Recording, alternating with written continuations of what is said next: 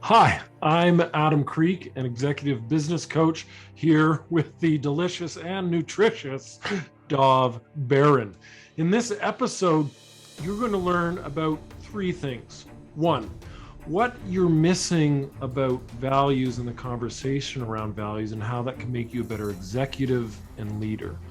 Two, we're going to rip the colloquial phrasing around failure and actually get to the meat and the core of what failure truly means and how we can move past it. And three, you'll learn a little bit more about me. How about a kid who got bullied at school, who's the child of an immigrant born in a refugee camp, made it all the way through an athletic journey to Olympic gold, and now is in the world of executive coaching and business consulting. Congratulations! You are tuned into Dov Baron's Leadership and Loyalty Show, the #1 podcast for Fortune 500 executives and those who are dedicated to creating a quantum leap in leadership. Your host, Dov Baron. He's an executive mentor to leaders like you, a contributing writer for Entrepreneur Magazine, CEO World, and he's been featured on CNN, Fox, CBS, and many other notable sites. Dov Baron is an international business speaker who was named by Inc. magazine as one of the top 100 leadership speakers to hire. Now, over to Dov Baron. Welcome, dear friends, fans, and fellow aficionados of leadership excellence. Hey, I need you to do me a favor. Would you do me a favor? Send me a note, DM me on one of the 4 big social media outlets, and tell us what platform you use to listen to our show. Is it Apple Podcasts, Spotify, iHeartRadio, Google Podcasts, whatever it is? Let us know. Tell us one of your favorite episodes, because I am going to pick a winner. So tell us where you listen to us on and what is one of your episodes. I'm going to pick a winner. I'm going to offer a prize to one of those people who sends me that note. I'm going to give you a prize of it, but worth about $1,500, so pretty decent. Anyway, thank you for joining us on this episode of Leadership and Loyalty. Let me ask you, what do you need to do to up-level your leadership? Well, if you're like me, if you've been an established leadership person for a while, you probably get pretty sick of people regurgitating the next cool thing. You know what I mean? We have to be more transparent, more vulnerable, more diverse, more inclusive. And yes, if you're like me, you might be sick of hearing this one. We've got to lean more into failure. But what do all these things mean? Well, stay tuned, because that's where we're going on today's show. I'm your host, Dov Baron. I'm here to assist you tapping into the one thing in your business that changes everything by transforming meaning into action. Curious to know more? Go to dovbaron.com. That's DOVBARON.com. This episode of Leadership and Loyalty is brought to you in part by our other podcast, Curiosity Bites. Curiosity Bites is the answer to the question, how can we bring people together who completely disagree? This is exactly what your heart, your soul, your mind has been craving. It's your chance to sit in on some real and sometimes intense conversations with some of the world's most interesting people, including astronauts, neuroscientists, neurosurgeons, philosophers, holy people, quantum physicists, skeptics, Grammy award-winning entertainers, and some folks you might think you would never agree with, who you will find truly fascinating. Simply go to dovbaron.com and find out how you can sign up for and sink your teeth into the delicious Curiosity Bites. We always need your help in staying relevant, so please go over to wherever it is you tune into and do us a favor. Rate, review, and subscribe, and share the show with everybody you know. Don't hoard it to yourself. Get it out there. Let's make a difference in the world. If you are a regular listener, big thank you to you for making us the #1 podcast globally for Fortune 500 listeners, and we are honored and grateful to be cited by Inc.com as the #1 podcast to make you a better leader. All right, let's strip it down and dive right in. You know, we've all heard that saying, get knocked down 7, get up 8. Okay, but why? Maybe sometimes you should actually stay down. Maybe sometimes you're knocked down because you're fighting the wrong fight. So let me ask you, is there a logical solution to this emotional problem? Well, let's find out together, because our guest today is Adam Kreek. He is a 2-time Olympian. Adam Kreek holds 60 international medals, including Olympic gold, and he is a multiple Hall of Fame inductions. Adam made his first ever attempt to row unsupported across the Atlantic Ocean from Africa to America. It was the subject of an NBC Dateline documentary called Capsized. Adam's best-selling book, The Responsibility Ethic, teaches us how the how of self-leadership, providing personal and professional results as individuals and as organizations. Adam Kreek is one of North America's top executive business coaches who specializes in leadership development and strategic planning. He has degrees and certifications from Stanford, UBC Sauder, the Queen Smith School of Business. He is a guest lecturer at the University of Victoria and teaches strategy and skills of self-leadership, leadership, high performance, and perseverance to corporate and government teams globally through his keynotes and his workshops. Adam coaches and trains hundreds of thousands of people, including teams from Microsoft, General Electric, Mercedes, L'Oreal, Shell, YPO, EO, and most importantly, Adam walks his talk. He's an entrepreneur.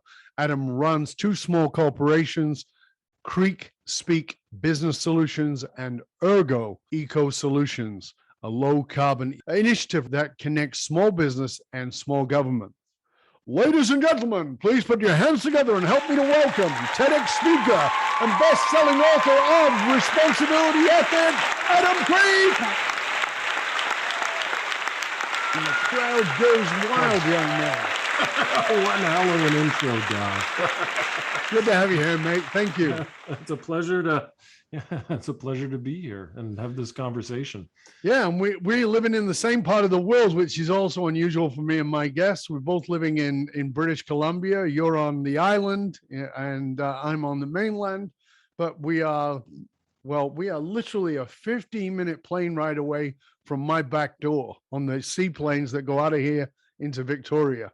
Yeah, no, very close, and it's nice to actually connect again with someone in my area of the world. Often I'm working with people like you that not in my backyard. Exactly. It's an interesting fact of our careers and what we do. So let's start here. When and I know you've had these moments, and we're going to get to some of these moments, but let's go over. Let's not go to the specifics of what they are yet. But when you are feeling that the heavens have opened in your favor, or when the feces hits the fan, what is it that gives your life meaning and why? Well, meaning I've found comes from living my values. And so if you're to talk to me and you want to get really deep really quickly in this conversation, that it's the things that I value the most. And I've found that, like you say, when the feces hit the fan, or when you're at the top of the highest mountains, a number of which I've climbed and another of which I've abandoned because of danger, both literally and I suppose metaphorically speaking. Right. When it's in those heights and it's in those depths that you become very aware of what you truly value. Mm-hmm. And I found in my own personal life, and I've also found in the life of those I coach and those I lead, that by expressing those values in those peak moments and those trough moments, you end up finding what truly matters to you. And to me, I have 5 things that I value very deeply. And I value one, having a loving connection. I really look for a loving connection in all that I do, in my business relationships, in my familial relationships, and my community relationships. I value persistent ambition. I'm a very ambitious person. I was ambitious when I was an athlete, and that came, to light, as we, won the Olympics and a number of world championships. And I'm ambitious as an entrepreneur. I've got very big goals. I work with other people who have very big goals themselves. I'm motivated by generous impact, and I truly value generous impact. In all that I do, I look to leave a bigger impact than is expected, and give more than I get. I'm one of those givers that's out there, and sometimes it can hurt me, but I find on the whole, it's often in my favor, truly, because that's what I value. Mm-hmm. I'm motivated by vital physical sensations. I am very much a physical being, and that drove my athletic pursuits. You talk about, the sunrise, you talk about when the the feces hits the fan. I've, even to this day, I jump into the cold ocean on a regular basis. I go into the hot sauna. I go for bike rides. I sit on my rowing machine. I get out into nature simply to feel alive, and I Yeah. truly value that. And the final piece of what I value is growth in flow. So I value being a person who grows, but not growing through pain, not growing through resistance, but growing in a state of flow where it feels natural, where it's at the edge of my ability, where I'm just challenged enough, where I'm finding myself growing in capacity, growing spiritually, growing mentally, growing physically. And so those are the things I value. Loving connection, persistent ambition, generous impact, vital sensations, and growth in flow. Those are pretty solid values to have. But it was interesting because you and I had this conversation when we first met, and that, the values conversation is often quite lame. I'll just call it that. In that it's not really, a lot of people have not really bothered to dig into it. And as you described each of those values for you, it was an experiential place you came from with each of them. So growth through flow, and whether it's Stephen Kotler's work or Jamie's work, Jamie Wheel's work around the flow genome, and that point of flow is, people are pushing like Goggins, who I admire, but they're pushing through pain, and it's like, yeah, there's something not right about that. I understand it, and I get what he's saying about 40%, but this, can you grow with flow, is a whole other different position that it's like, I get the no pain, no gain, but I also get there's another side to that I think is often missed. And even though I respect it, I'm with you. It's about the flow piece. Let me push myself beyond my capacity, but so that I can just tip over the edge of the fear into, whoa, all right, that's pretty cool. Well, and I think that's the lesson from someone like David Goggins, is that you need to go to that space every once in a while. But yes, I think some people misinterpret his message in that you have to live in that space all the time. And what I got from David Goggins' piece, and I am a big fan of what he's put out there, is that you shouldn't be afraid of going there, but it also shouldn't be the place that you live in continuously. He obviously was, a very troubled man and had some issues that he was working through, and the pain that he experienced was very healing. Yes. But and like you said, where the magic lies just below that threshold. Yeah, exactly. Just below, it's, I believe that each of us have something I call the capacity bubble. So we have a capacity to achieve, and flow occurs right at the edge of that capacity bubble. But we can only truly go to the edge of our capacity if we cross through it every once in a while, and we do find failure. Yes. And that's the Goggins. Don't be afraid of the failure, but you don't want to exist in that pain cave. Exactly. And I think that's the other side of it, is that people think they've got to live there.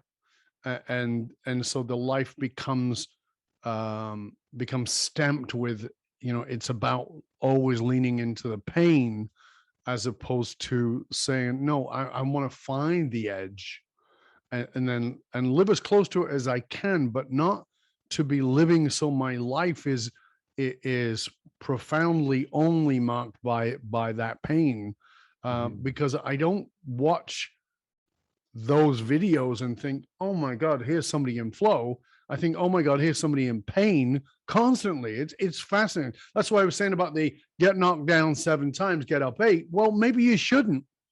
Maybe you should stay down, because maybe this is not your fight. And there's that, because you have to assess the value for you. Where's the values for you? Because I find a lot of times people are fighting fights that are not their own. So I want to bring that to my next question for you, which is this. It's one of the things I like to start the show with, which is, in the context of leadership development, which I know is a big focus for you, what's the question that we should be looking for the answers to, but we're not? Because like you and I, we go into companies, we work with leaders, and oftentimes they're asking for answers to questions, but it's the wrong question.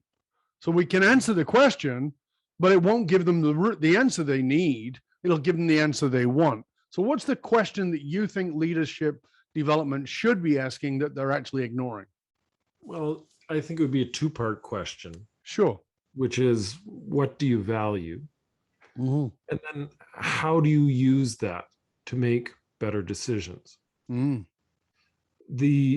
And again, we touched on this at the beginning. When we talk about values, often it's brushed over in a way that doesn't have much depth or much use.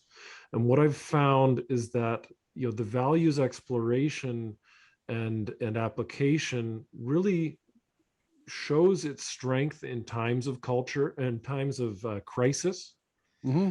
and in times of pain. And I had this Freudian slip of culture. Obviously values impact culture, and when culture is failing, that there are certain values in your corporate culture, in your team culture, that aren't being lived. But often what's missed, in the values exploration, or even when you have a values rollout within the organization, and let's move organizationally, and then we'll move back to personally.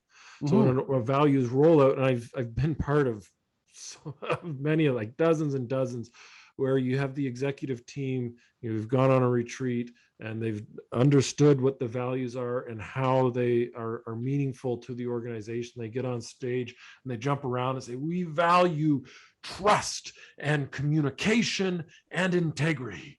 And everyone looks up and says, well, yeah, of course. Exactly. Yeah, of course. Yeah, I want more trust, and middle management's looking up and they're saying, well, of course. How do I use them? Table stakes. The table stakes. They're what you bring to the table, but where it comes and where the usefulness and where the utility of values come into play is when you start moving into conflict and when you start moving into challenge. Yeah. So when you're choosing between 2 customers, let us say, you have 2 customers that are competing for your time. You're writing the RFP. You're starting to decide time is limited, resources are limited. That is the nature of big business, of fast business. You need to constantly be committing triage on the time that you're committing to something. So you go through the values and say, okay, will this, which client will allow myself and allow my organization to live with more trust, communication, and integrity? And the one client that fits that mold then gains your time, gains your resources, gains your attention. And likewise, when you're promoting people, when you're hiring people, when you're firing people, you're putting them through that values filter, and you're actually using them to make real decisions that have bottom line impact on culture. And as we know, culture eats strategy for lunch. We've all heard that before. Mm-hmm. And when we move to the individual, and this is where I find values have the greatest impact. And I found values impact people who have had high highs and low lows in their lives. Absolutely. And, in our lives, we can also have high highs that are empty. Mm-hmm. We can also have low lows that are fulfilling. Yes. And so a great example, I like using my sporting career as a metaphor because it's so poignant and it's easy to relate to. So I won the Olympics, and it was thrilling, and I was very happy with that experience. I really enjoyed winning the Olympics. Sure. And that was because my values were lived, they were expressed. Yet only a few short years before, I had won the world championships. I'd committed history. It was the first time ever a Canadian men's eight had ever won the world championships. I'm young, so picture this: you're in your 20s, you're a heavyweight champion of the world, you're walking through Seville, Spain, you're high-fiving the Spanish, they're giving you beers and coffees, and you're it's a good time, Sure. right? But at the same point, I wasn't living my values through that. I wasn't living my values through that victory, and the result was inevitable. It was a lack of motivation. It was a depression.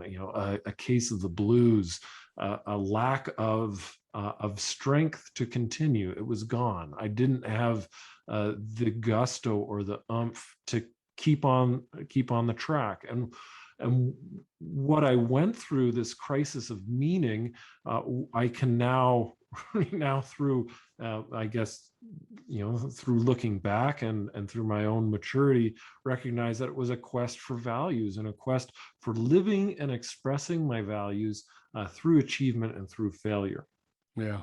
And I also found that keeping the sporting metaphor going, I lost at the Olympics. I went to the Olympics in 2004 expecting to win. We had crisis on our boat. Our team fell apart. We crossed the finish line, and it was depressing. It was sad, and it stung, and it hit with me, and it held with me for years, for 3 years, as I processed, as I went through that pain of loss, that pain of opportunity loss. That was the pain. Yes.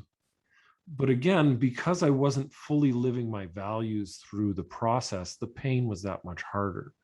Whereas the final piece of the Foursquare, where I failed, yet I felt an eerie sense of satisfaction on the other side of failure, was rowing across the Atlantic Ocean. So this was a project that took us 5.5 years to put together, required $500,000 of fundraising, a lot of training, partnering with 8 different universities. We reached out to 30,000 school kids. It was an amazing project, something I'm very proud of.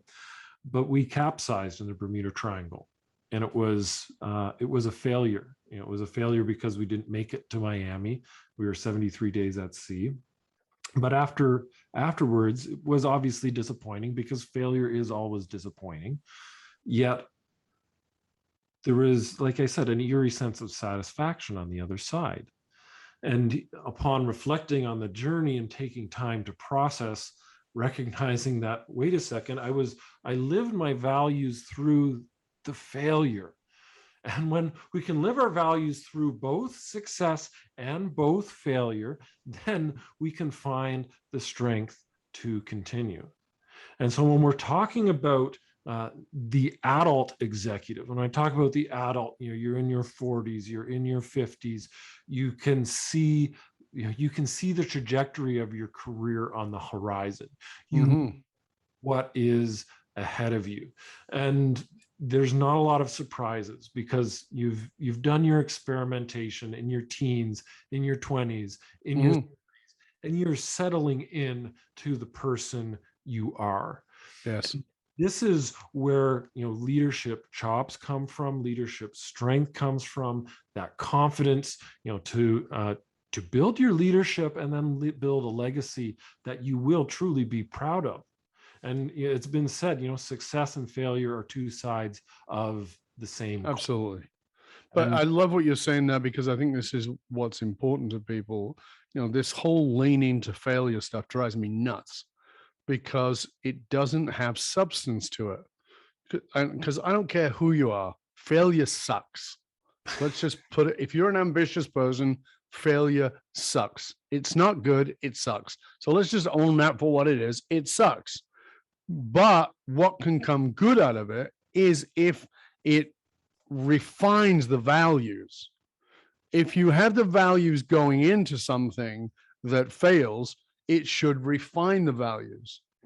Because again, if you don't have the values, as you very well pointed out, if you don't have the values and you succeed, you will feel the happiness of the success, but it will be so brief and so transitory, then you'll go, why is this empty? And so it's not just the values, but it's the deepest possible meaning. And that's why when you and I spoke about this before, and I was like, yeah, I don't want to talk about values because it's, people are just, they don't understand values. But what you're talking about is this deeper understanding of values. So with that, I want to transition over to the title of your book, which is, the book is called The Responsibility Ethic. So what is this responsibility ethic you speak of? The responsibility ethic, or it's right here.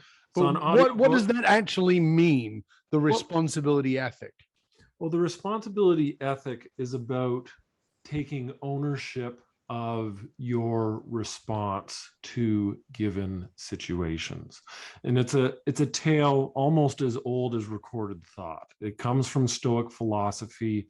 It was rebooted in the 1950s, 1960s with modern psychology, and has become, in modern psychology, it's known as the locus of control. When we focus on the things that we can control, we tend to be happier, we achieve more, we're more in flow. And one of the key things, what we've been talking about when we talk about values, you can control how you respond to a given situation if you do the work. And it's very difficult work, and it takes time, and you need to be in the right state. And when you're in the right state, the right teacher appears, obviously. But values are certainly one tool to respond to the situations that show themselves. So within the book, I give 12 different situations. Each chapter starts with a situation, whether it's capsizing on, in the middle of the Bermuda Triangle, or training for the Olympics, or giving a TED talk, preparing for that and delivering that, or interacting with a coach, or building a team experience. And so within after each of those experiences, I then go into leadership philosophies and ideas on how to respond more effectively. And that's what I've learned experientially, and then has been able to reinforce through the literature as being, the best action I knew, the best right action I knew at that time, to take that responsibility and to embrace the responsibility ethic, because we want to stay on that upper side of the Foursquare that I talked about. We want to stay on the upper side where we have happy successes and happy failures, and spend as little time in the sad success, sad failures of our career and our life endeavors. And so these are ideas that I present, in the book, on how to get more happy successes and more happy failures in your life. Fabulous. Well, we are coming to the end of this section of part one of this two-part interview.